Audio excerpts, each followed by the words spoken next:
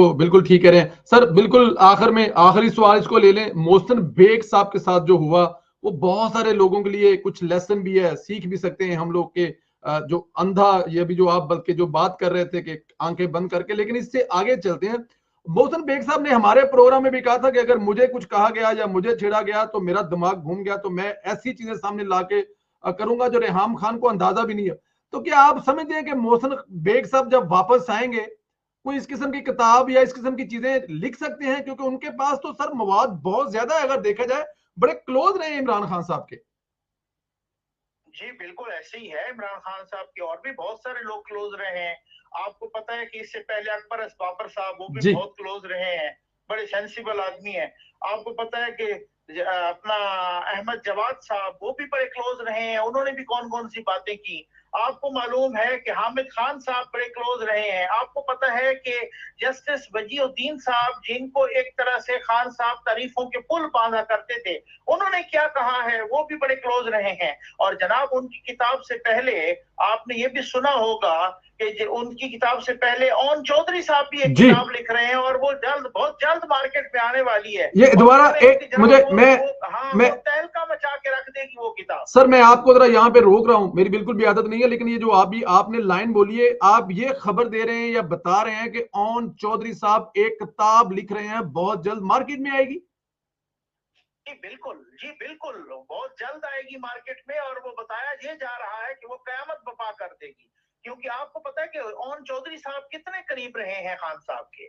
Own Chaudhary साहब खान साहब के तो इस तीसरी शादी के निकाह के गवाह में शामिल हैं। ओन चौधरी साहब तो आपको पता है साय की तरह साथ रहते थे खान साहब के। और जिस तरीके से उनकी तजलील की गई और जो किताब वो लिख रहे हैं, तो लोग कह रहे हैं, जराए कह रहे हैं, अंदर के जराए के लोग तो आप देख लीजिएगा, फिर रिहाम खान साहब की किताब को भी भूल जाएंगे। तो आप देखते हैं किस तरह से अल्लाह बेहतर जानता है। हमने तो जो जराए से सुना है मैंने आपके साथ शेयर कर दिया। नहीं सर, बिल्कुल आप बहुत बड़ी बात कर रहे हैं। देखें जो सबसे बड़ा अल्लाह एक तो जन्नत में घर करे, नईमुल हक साहब जो थे वो बड़े क्लोज थे इमरान खान साहब के, हर अच्छे बिल्कुल या अच्छे बुरे में। लेकिन ओन चौधरी साहब के बारे में तो मार्केट में ऑलरेडी बहुत खबरें हैं कि ये किस किस्म की सहूलियात देते थे या जो भी कहते थे, जो भी सुनी सुनाई बातें हैं। लेकिन अगर वो किताब लिख देंगे तो सर वो किताब तो फिर धमाका कर देगी, उसमें तो कुछ बाकी रहेगा ही नहीं। रेहाम खान साहब तो सिर्फ 1 साल साथ रहेंगे, ओन चौधरी साहब ने अपनी जिंदगी का एक हिस्सा इमरान खान साहब के साथ गुजारा सर। बिल्कुल ऐसे ही है, बिल्कुल ऐसे ही है। और मैंने आपसे ये इब्तदा में भी यही कहा, प्रोग्राम की इब्तदा में, कि मैंने कहा जब मुराद सईद साहब जा रहे हैं उनके खिलाफ, तो ये अपने पैर पे आप कुल्हाड़ी मारने के हैं। संदिला साहब आप भी वहां पे जरा वकला से पूछें। और डेफिनेटली अगर ये चले गए तो रिहाम खान साहबा डिफेंडेंट होंगी, यानी कि वो अपना दिफा भी कर रही होंगी और वो विटनेस भी होंगी। ये बहुत कम होता है कि जो डिफेंडेंट भी हो और वही विटनेस भी हो। उन्होंने किताब में लिखा क्या है आपने भी पढ़ी होगी, मैंने उनकी काफी अर्सा पहले ये सारी किताब पढ़ी थी। उन्होंने किताब में तो बेसिकली अपने मुशाहिदात लिखे हैं जी ना, जी। जो उनकी अपनी, हाँ, जो उनका अपना मुशाहिदा है, जो उन्होंने, वो तो यानी वो तो चशमदीद गवाह हैं, वो तो आई विटनेस हैं। और वो अपनी आई विटनेस को जो लिख रही है ना, और अब वो वही डिफेंडेंट होंगी।